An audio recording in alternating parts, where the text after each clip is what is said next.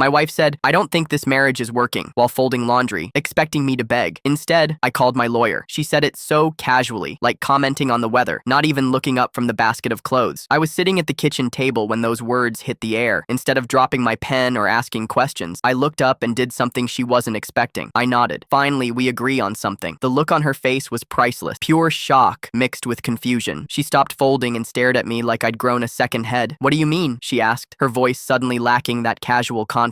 "Exactly what I said. This marriage isn't working. You're absolutely right." I closed my folder. I've been thinking the same thing for a while now. This wasn't going according to her script. I could see the gears turning. "But don't you want to try to fix it?" she asked. There it was, the expected response she was fishing for, the desperate plea that would put her back in control. Fix what exactly? The constant criticism? The way you talk to me like I'm some inconvenience? The part where you dismiss everything I say before I finish saying it? Her face went through several expressions: anger, defensiveness, then panic. "You're being dramatic," she said, defaulting to her usual tactic. "Am I? Last week you said I was embarrassing because I laughed too loud at dinner. 3 days ago, you said my movie choices were juvenile. Yesterday, you rolled your eyes when I mentioned visiting my brother. For 2 years, I'd been walking on eggshells, second-guessing every word. She'd perfected this dismissive attitude, and I'd finally had enough. I didn't mean," she started. "No, you meant it, all of it. But here's what happens next." I pulled out my phone. "I'm calling Attorney Williams first thing Monday." Her eyes went wide. "Your lawyer? You can't be serious." "Dead serious." I hit call and put it on speaker. Voicemail. "Hi, this is about starting divorce proceedings. I'll need a consultation as soon as possible. My wife and I have mutually agreed our marriage isn't working. Please call me back Monday." I hung up. There. Problem solved. She stared at me like I'd announced I was moving to Mars. "You didn't even give me a chance to explain." "Explain what?" "You said the marriage isn't working." I agreed. "What's to explain?" I stood up, feeling lighter than I had in months. "Unless you're saying you were trying to manipulate me." The way her face changed told me everything. Bingo. By Monday morning, I was already on my second cup of coffee and third phone call. Attorney Williams had called back at 8 sharp. I'd been house hunting since 6 a.m. with 3 properties lined up. "You're up early," she said, trying to sound casual, but failing. "Productive morning. Found a few places that look promising. Should have something locked down by the end of the week." Her coffee mug stopped halfway to her lips. Places, houses, you know, the things people live in when they're not married anymore. 3 weeks later, I was in my new kitchen, unpacking the last box. I couldn't remember the last time I'd felt this relaxed. No walking on eggshells, no bracing for criticism, just peace. The divorce mediation was where everything came together. She arrived late, launching into a rehearsed speech about how I'd abandoned our marriage without warning. When she finished, I pulled out my phone. Actually, I have recordings of our conversations since she started showing up uninvited. I played clips of her admitting she didn't mean what she'd said, that it was manipulation. Then recordings of her contradicting everything she'd just told the mediator. Her face went from pale to bright red. The property division went smoothly after that. 6 months after the divorce was finalized, I was standing in my workshop, finally back to woodworking.